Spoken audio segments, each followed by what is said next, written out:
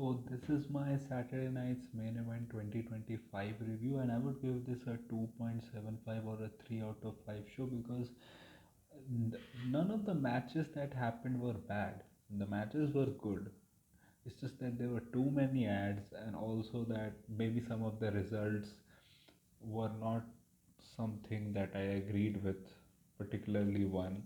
And apart from that, like Goldberg's retirement speech, them doing like a commercial just before that where they could have had him do it because there were like 3 minutes on the left on the show, but they did that unnecessary advertisement, which I don't think it's in WWE's hand. It's probably in NBC's hands, but then maybe they should have considered it a little bit. WWE must should have talked to them because it felt a little bit like disrespectful towards Goldberg because at the end of the day he is a legend.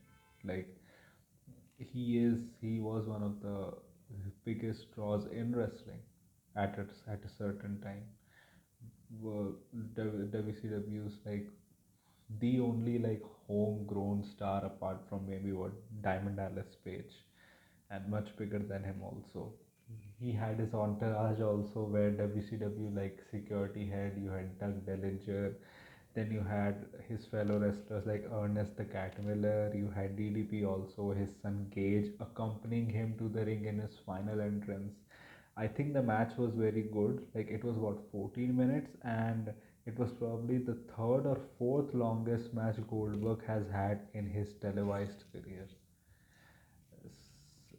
and maybe in his whole career too. And it was good, like the selling of the knee in the end, like him getting the spear because Gunther was too engaged with his son Gage. Gage also got a moment like he stepped over the barricade, was about to hit him, but that's what Gunther wanted. But security like immediately pushed him back. But then he hit him with the spear, which was uh, normal looking spear. The jackhammer could have been dangerous. The way he landed him, like it could have done something to his shoulder, but it was fine. But then he accidentally hit the referee with the Charles Robinson with a spear also, and it was a kick out, which was a great kick out by Gunther, by the way. And also, I would say that then in the end, it was a good ending too. Like in the end, you had him give in the sleeper and he passes out. I just would have had, like, I think the bell rung a little bit too quickly. Like the bell should have rung after he left his hand. I think it rung a little bit early, but still it was fine. And that's it. That's a curtain close on Goldberg's illustrious career. And I hope now that we can move forward. And no more Goldberg. But no, happy retirement to him. He gave a good match going away, putting over a a younger star than him. So I'm glad he didn't uh, like psych himself up and concuss him or something. And apart from that, I really didn't like the Randy versus Drew McIntyre result. Like we know at SummerSlam, Randy and Jelly Roll are going to win, and you're gonna have Jelly Roll like give a choke slam to Logan and pin him, so Drew will be protected. Like Randy can take a loss. Drew, in the last match he had, he got conchadoed by Damien Priest, and Damien Priest walked out winning the match. Their feud still hasn't ended. Like they have had two matches where they're one all. I don't know why Drew didn't attack Damien Priest because Damien almost put him out of commission for his whole career. Like it felt like they was finally starting to get behind Drew McIntyre. Like they had him lose to Jimmy, they had him lose to Jay. They were doing like a thing that Drew is his own worst enemy, getting eliminated from the Rumble, getting eliminated in the Elimination Chamber. But it finally looked like they're doing something with Drew. But after WrestleMania, that they gave him a win, but then again, still having him feuding with Priest, him in that United States Championship match and him losing, then him coming back and still losing. Having him team up with Logan Paul, like I think that kind of goes against what everything Drew stands as a heel character. Like he may be a heel, but he's a respectful heel. He doesn't like Logan Paul. Like he doesn't like the bloodline. Like he may be a heel, but he feels he's justified. Now with him being with Logan Paul, like it kind of shatters his character, and also that he's just another heel, which he isn't. Then what happened after the match? Like Logan tries to attack Randy, but then Jelly Roll comes and saves him, and then Drew gets his heat back by giving a claymore to Jelly Roll. And even if Drew and Logan are gonna win at SummerSlam, like what does that do for anyone? You could have easily had Drew win here because of all the shenanigans happening. Randy would have been protected, and at SummerSlam you would have had them take the pin over Logan Paul in the tag match. It would have protected Drew. Randy wouldn't have lost anything because you're gonna have Cody feud with both Drew and Randy after SummerSlam. Especially now that Seth is injured, so there's no like chance of Cody not being the champion. So you need to give Drew credibility because we know he's not gonna win against Cody. But if he doesn't have any wins, who will take him seriously? After a while, it gets like I don't know what wrong has he done. Okay, you don't see him as a top guy. We can clearly see that. Like after having a feud like that with Punk, and you have him lose to the Usos, and you put him into like feuds with Damien Priest. Not that it's wrong, but he could have done something bigger. He should have got a world title reign after that caliber of a feud. But okay, you don't see him as that. Then at least keep him in that upper card position and have him beat people. But you're having him lose, and then you expect that when he goes into a feud with Cody, everyone suspends their disbelief and like, okay, Drew can win. Don't book him as a loser then. So moving forward to the next match, which was Jimmy Uso versus Solo Sikoa, which was a really fun match. Like Jimmy doing the cox, like the whisper in the wind to the outside, getting a holy shit chant from the crowd. You can say that this crowd was probably full of casuals. Like Jimmy doing a fucking apron German suplex to Solo Sikoa, and him moving so much better inside the ring than Jay. Like this match felt free flowing, of course, and in the end you could see the like Solo Sikoa is the chickenest shit of the chicken shit heels. Like in the end, Jimmy got distracted. Solo Sikoa rolled him up. Like Tala Tonga literally had his foot on Solo Sikoa's ass that he can get leverage to pin him in a roll up, and he won. So this shows that what kind of champion that they want, and I think it's fine because it kind of makes sense also because Solo Suka, whenever he doesn't have his minions, he is a loser. So it kind of makes sense for him to win like that.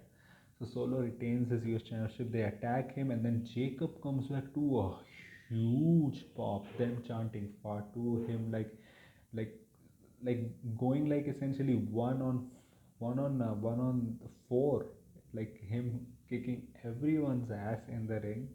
First of all, Jimmy needs to like work on his facial expressions because when he lost, it felt like he was smiling at the referee. Where I think he was probably mixed emotions, but it came out wrong. And in the end, he stood tall with Jimmy, and I can see uh, Jacob probably winning the title back at SummerSlam. Because otherwise, what do you do with Solo as US champion? Like he doesn't really have much direction apart from Jacob. With Jacob, you can have potentially Alistair Black, maybe Damon Priest also, maybe R Truth can get in there, Carmelo Hayes. A lot of things can happen there. So I think probably he's gonna do that. And then you had all like the women in the crowd because they have a show tomorrow. Evolution. You had Rhea Ripley, you had Io Sky, then you had Jade Cargill as well, but then she gets attacked by Naomi, like proper, like getting molly whopped, like her punches like two. And then Nick Aldis comes and he interrupts and he's like we could have discussed this in the in the back, like adults, but then you're gonna have a special guest referee, and then Bianca Belair returns and she's the special guest referee in the Jade versus Naomi match, and I think she is going to be the one because of whom Naomi is gonna lose and Jade is gonna win, and that way going into SummerSlam we'll have two women's feud, which is Jade versus Tiffany and Naomi and Bianca. Because also Bianca also like tweeted that like I think Naomi is wearing her clothes or like her boots or something, and I think it's gonna be good. It's gonna be good. And what are the other matches that happened on the show? I've talked about everything. Like there were only four matches. Yeah, LA Knight versus Seth Rollins. LA Knight won, which I don't think was supposed to happen because everyone is reporting that it wasn't supposed to happen. Like Seth was going to win, and like I don't know the details, but I think probably Ricky Saints or someone was gonna debut because it kind of felt like it. You would have had Braun Breaker and Bronson Reed come out, maybe get Penta out, maybe a Roman returns. I don't know. Like if Roman return was rumored, maybe it was supposed to happen here. If they want to have him at SummerSlam, it will like if they have Roman return at Raw, like I think then you can firmly believe that he was supposed to return at Saturday Night's main event. So you didn't have Braun and Bronson here. Their match was really good. I really liked it. Like unfortunate that he tweaked his knee. I hope that it's not a serious injury, though he has had ACL issues. Like he has been out for a long while. But even if it's a small injury, he's not gonna make it to SummerSlam. So, and they'll probably have to scrap all plans. I feel bad for Seth because he's finally in a position where he is the top person, but then him not being there. Though they can still keep the Money in the Bank briefcase on him because Money in the Bank next year is in like mid August. So you have more than a year, and I think even if it's like a serious injury, he can still be back and be the Money in the Bank winner according to the timeline. But I think maybe due to storyline reasons, I think they can probably give the Money in the Bank briefcase either to Braun Breaker. I think now people have to step up, and I think the writing has to step up because the writing with the Sets faction has been mediocre. Like that can be seen in the ratings also now because all of their plans are out of the window because like their plans should have been like till WrestleMania, like war games and everything.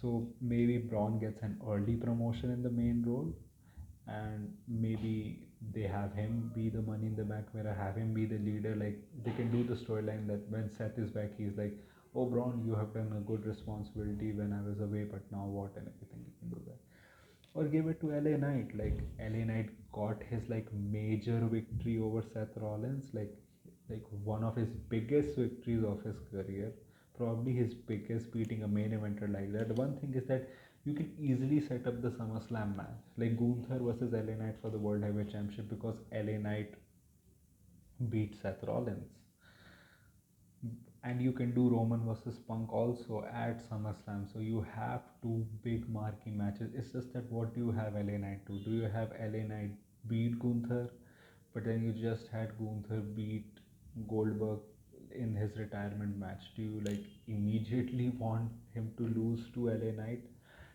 Or maybe you give the briefcase to Braun Breaker, you have the Gunther versus LA Knight match anyways, have Braun Breaker interfere, and then Braun Breaker becomes the world champion. And maybe whoever wins the Roman versus Punk match, maybe they then can feud with Braun Breaker going forward. It's just that now the writers have to write something really good, innovative, because it can be a blessing in disguise that they have to go out of their way to write compelling stuff because their main guy is gone now.